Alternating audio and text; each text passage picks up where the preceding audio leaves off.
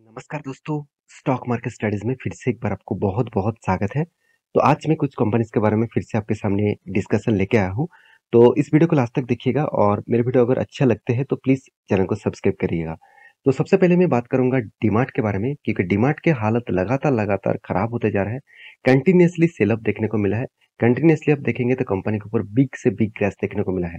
Company का result के बारे में बात करें तो कंपनी ने क्वार्टरली जो रिजल्ट पब्लिश किया, वो अगर ध्यान से देखेंगे कंपनी का रिजल्ट में ऑब्वियसली ग्रोथ देखने को मिला है, मगर कंपनी का ओपीएम में मतलब ऑपरेटिंग प्रॉफिट मार्जिन में ग्रोथ डाउन हो चुके हैं। देखिए आप कहेंगे सर 1% ही तो डाउन हुआ है। देखिए ये बात आप याद रखना, एफएमजीजी सेक्टर के साथ जुड़े हुए जितने सारे कंपनीज काम करते हैं, उनमें बहुत कम मार्जिन के ऊपर काम करना पड़ता है, बहुत कम मार्जिन में।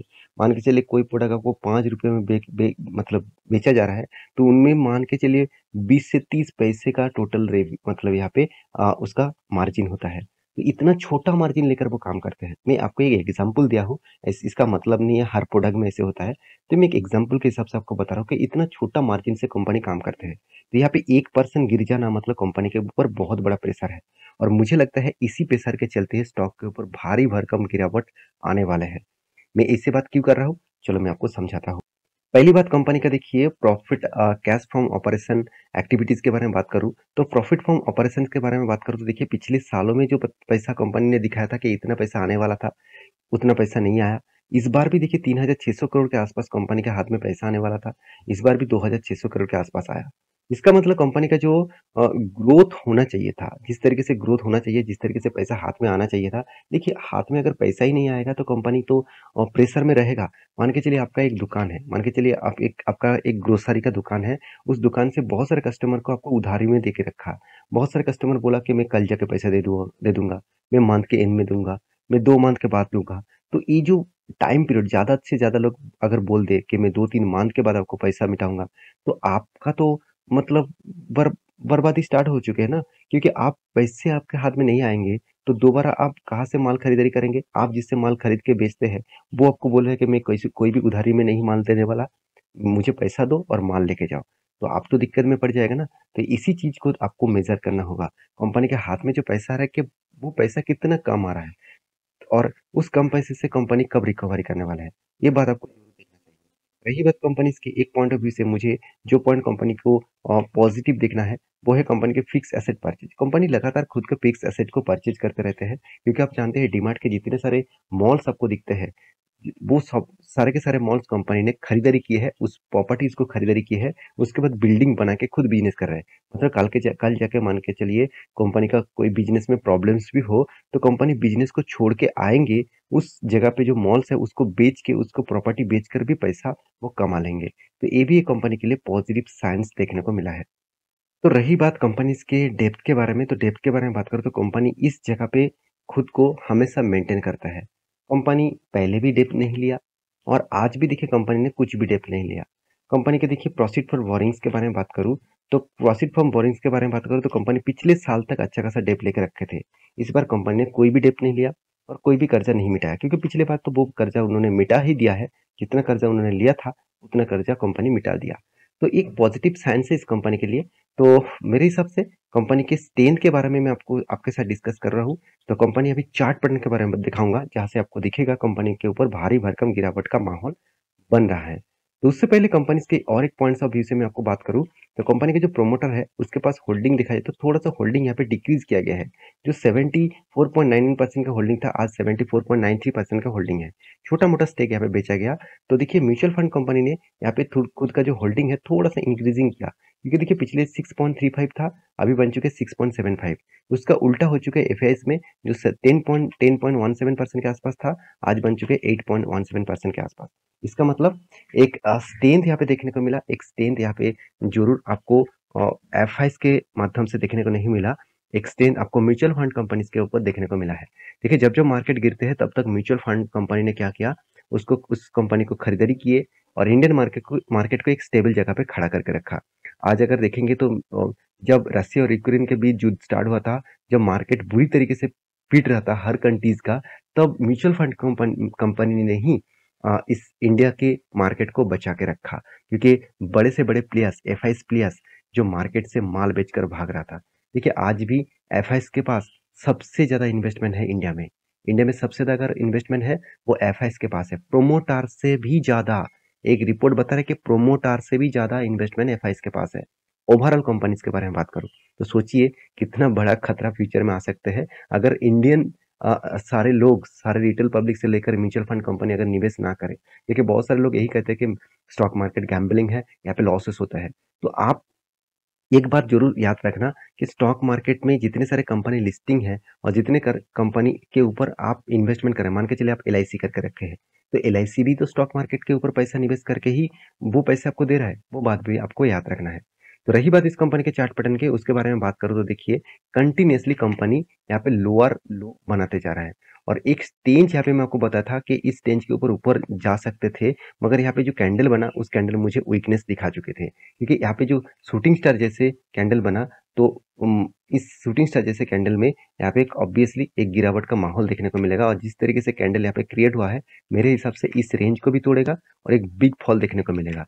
तो आप अगर सेल साइड में एंट्री लेना चाहते हैं तो यहाँ पे इस तरीके से गिरावट के बाद एक बार रिट्रेसमेंट दिखेगा, उसके बाद देखिए इस तरीके से गिरावट आपको देखने को मिल सकता है।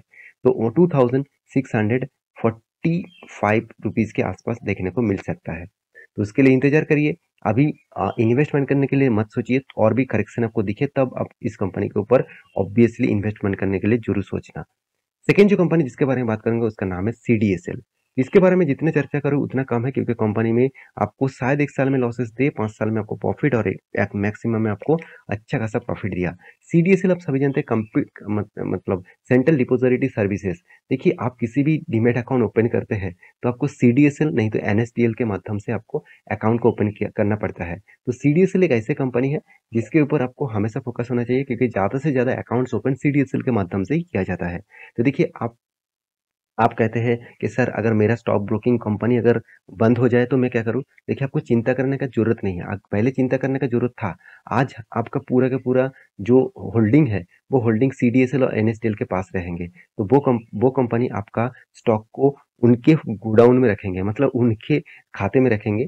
तो इसलिए आपको चिंता करने का जरूरत नहीं। तो इसलिए मोनोपोली कंपनीज के ऊपर आपको निवेश करना है। तो आप कहेंगे सर एनएसडीएल तो मार्केट में नहीं है, तो जब एनएसडीएल आ जाएगा क्या सीडीएसएल के ऊपर प्रेशर पड़ेगा? देखिए आप एक बात सोचिए, एनएसडीएल मतलब एनएससी के ऊपर है, सीडीएसएल मतलब बीएससी के ऊपर है। तो बीएससी में कितनी सारे कंपनीज है और एनएससी में कितने कंपनीज है? अगर एनएससी में मान के चलिए 100 कंपनीज है तो बीएससी में 250 से 300 कंपनी है। तो सोचिए इतना बड़ा मार्केट को वो कैप्चर करके रखा है। तो इसलिए मैं हमेशा कहूंगा आप सीडीएसएल के ऊपर फोकस रखिए। दूसरी बात, कंपनीज के ऊपर मुझे 2 पॉइंट्स मुझे अच्छा लगा। कंपनी का जो क्वार्टरली रिजल्ट है, इस बार कंपनी का क्वार्टरली रिजल्ट उतना खास नहीं देखने को मिला, मगर एक पॉइंट ऑफ व्यू से देखा जाए, अगर मैं फिक्स एसेट के बारे में बात करूँ तो मैं एक चीज आप देखेंगे तो फिक्स एसेट में ग्रोथ तो ऑब्वियसली हुआ, उसके साथ इनटेंजिबल एसेट में कंपनी का ग्रोथ हुआ। आज तक कंपनी इनटेंजिबल एसेट के ऊपर एक भी पैसा निवेश नहीं किए थे। इस बार कंपनी 25 करोड़ के आसपास निवेश किया, तो एक मुझे पॉजिटिव साइंस लगा। और बहुत सारे लोग जानते नहीं इंटेंजिबल एसेट क्या होते हैं। देखिए इंटेंजिबल एसेट मान के चलिए, एक एग्जाम्पल दे रहा हूँ, मान के चलिए एक वेबसाइट है, उस वेबसाइट से आप कस्टमर को सर्विसेज देते हैं, वहां से आपको कस्टमर एक्वायर करते हैं और वहां से आपको रेवेन्यू जनरेट होते हैं। तो इंटेंजिबल एसेट देखा जाए तो एक एसेट है जिस एसेट को आप टच नहीं कर सकते, फिर भी उसको एसेट आपके लिए काम करते हैं। तो इसका ग्रोथ यहाँ पे अच्छा खासा देखने को मिला। और दूसरी बात, कंपनी के रेशियोज के बारे में बात करूँ तो मुझे जो पॉइंट बेस्ड लगा कंपनी में, देखिए पहले तो 25 दिन में कंपनी के हाथ में पैसा आते थे, और अभी धीरे धीरे करके कंपनी का टाइम डेट ज्यादा लग रहा था, जैसे 44 डेज 40 डेज, अभी कितना हुआ 25 डेज के आसपास। इसका मतलब जो ग्रोथ है वो ऑब्वियसली जल्द से जल्द हो रहा है, क्योंकि कंपनी जल्द से जल्द कंपनी के हाथ में पैसा आ रहा है, उस पैसे से वो खुद री इन्वेस्ट कर सकते हैं। तो ये दोनों पॉइंट्स मुझे बेस्ट लगा, इसीलिए इस कंपनी के ऊपर आपको कंटिन्यूअसली जरूर सोचना चाहिए। रही बात इसका चार्ट पैटर्न, तो मैं थोड़ा सा चार्ट पैटर्न में वीकनेस हूँ अभी फिलहाल के लिए। लॉन्ग जाने के लिए सोचना मत, क्योंकि कंपनी के ऊपर जिस तरीके से सेल ऑफ यहाँ पे देखने को मिला, मैं आपको पहले भी बोला था, स्ट्रॉन्ग सपोर्ट को ब्रेकडाउन किया, इसका मतलब यहाँ पे एक रिट्रेसमेंट लिया है, तो फिर से एक गिरावट का माहौल आपको दिखेगा और नेक्स्ट लेवल आपको अराउंड 600 के लेवल तक आ सकते हैं, अगर इस रेंज को फिर से ब्रेक डाउन करते हैं तो। क्योंकि 200 डेज एमए को भी टेस्ट किया, इसको भी ब्रेक करना है, अगर इसको ब्रेक कर देते हैं तो सोचना कंपनी 600 लेवल तक आ सकते हैं। तो ये था दो कंपनी। थर्ड जो कंपनी है जिसके बारे में बात करूंगा उसका नाम है न्यूजेन केमिकल्स लिमिटेड। देखिए न्यूजेन केमिकल्स लिमिटेड के बारे में बात करूँ, कंपनी जब से स्टार्ट हुआ तब से लेकर अच्छा खासा परफॉर्मेंस कर रहा है। 450% के आसपास कंपनी रिटर्न दिया। इस कंपनी पिछले दिनों में क्वार्टरली रिजल्ट पब्लिश किए थे और कंपनी का रिजल्ट में एक अच्छा खासा मोमेंटम देखने को नहीं मिला। कंपनी का ओपीएम थोड़ा-सा मेजर डाउन हुआ। कंपनी के पिछले बार के प्रॉफिट से कंपनी के इस बार प्रॉफिट 2 करोड़ का लॉस हुआ। लॉस मतलब कम हुआ, लॉसेस नहीं हुआ। तो इस तरीके से हलचल तो चलते रहते हैं क्योंकि कंपनी का जो रॉ मटेरियल्स है, इस रॉ मटेरियल का खर्चे के बारे में बात करूँ, कंपनी रॉ मटेरियल्स के खर्चे के कारण थोड़ा-सा प्रेशर में है। अभी इस कंपनी के कुछ हाइलाइट्स मैं आपको बता दूँ, कंपनी के देखिए फाइनेंशियल ईयर में यहाँ पे कंपनी बता रहा है जो ऑर्गेनिक केमिकल्स है उसके ऊपर रेवेन्यूज के बारे में बात करूँ तो कंपनी यहाँ पे ग्रोथ किया है 90% के आसपास। तो इसके लिए एक अच्छा खासा पॉइंट्स ऑफ व्यू से देखा जाए तो कंपनी अच्छा खासा यहाँ पे ग्रोथ किया है फाइनेंशियल ईयर 2023 में, और कंपनी बता रहा है 24 में कंपनी और भी अच्छा खासा ग्रोथ यहाँ पे करने वाले हैं। कंपनी के मैनेजमेंट ने और एक मतलब एक्सपेक्टेशन कर रहा है कि 25 से 30% का ग्रोथ यहाँ पे कंपनी नेक्स्ट ईयर में जरूर करेंगे। तो ये जो 25 से 30% ग्रोथ 24 में मतलब फाइनेंशियल ईयर 2024 में होने वाला है, और वो भी ईबिटा मार्जिन का। तो सोचिए कंपनी कितना बड़ा ग्रोथ होगा। देखिए ईबिटा मार्जिन जितना ग्रोथ होगा उतना ही शेयर प्राइस का भी ग्रोथ होगा। मान के चलिए यहाँ पे ईबिटा मार्जिन का 25 से 30% का ग्रोथ हुआ, तो सोचिए ईबिटा का मार्जिन के साथ साथ कंपनी के 30 से 40% के आसपास भी शेयर में ग्रोथ देखने को मिलेगा। तो ये सारे पॉइंट्स यही बता रहे हैं कि कंपनी का ग्रोथ जो है फ्यूचर में और भी ज्यादा बढ़ने वाले हैं। तो ये था कंपनी इसके डिटेल्स। तो आशा करता हूँ सारी जानकारी आपको मिल चुका है। मेरे वीडियो अच्छी लगे तो प्लीज लाइक करना, इसी तरीके से वीडियो पाने के लिए चैनल को जरूर सब्सक्राइब करना। Thank you.